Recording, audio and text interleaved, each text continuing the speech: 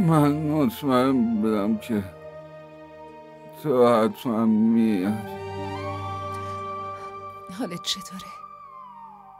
ظلمایی که من در حقت کردم دارم تاوانشو پس میدم.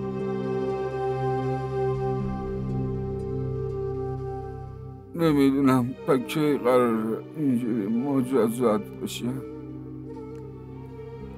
انشالله که زود خوب میشی. اگه تو منو ببخشی شاید خوب شه، وگرنه همینجوری تاوان پس میده، توی آتیش گناهم همینجوری میسوزه.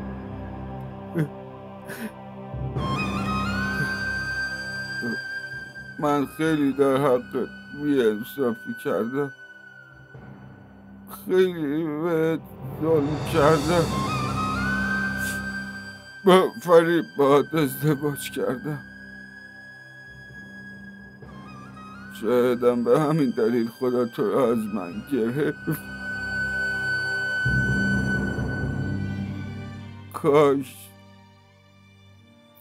کاش مثل انسان ها باید رفتار میکردم،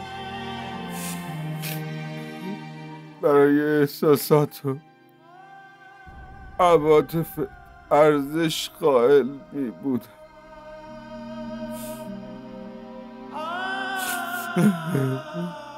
من همش تو رو کتک می زدم و تو همیشه خیلی زود من رو می بخشیدی. هر بار اشتباهاتم رو فراموش کردی.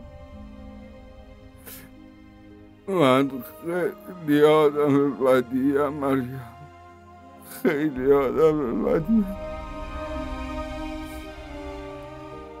من خیلی بهت ظلم کردم و برای اون ظلمام این مجازات خیلی کمه. شاید خدا دعاهای تو رو شنیده مریم، که من تونستم حتی توی همچین وضعیتی ازت عذرخواهی کنم.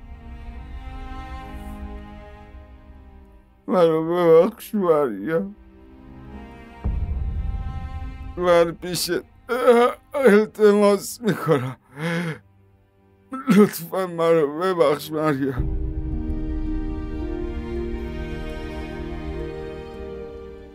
من تو رو بخشیدم احمد. نه مریم، از ته دلت ببخش، وگرنه نمیتونم آروم بگیرم. من از ته دلم بخشیدمت.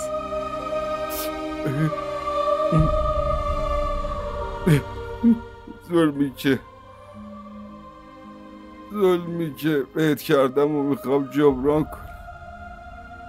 به نظرت ممکنه که من و تو دوباره یه روزی یعنی با هم باشیم؟ احمد، چیزی که تو میخوای بگی اون دیگه غیر ممکنه. مریم، من نمیتونم بدون تو زندگی کنم مریم.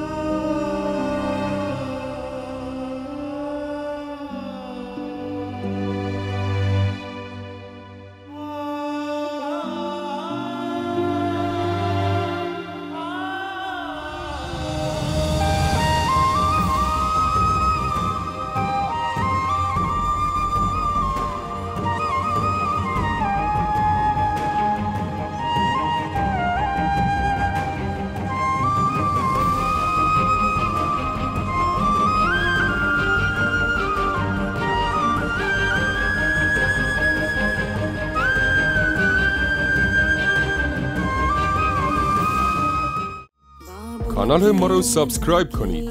حمایت شما به ما روحیه میده. नादान सी बोली सी लाडों से पली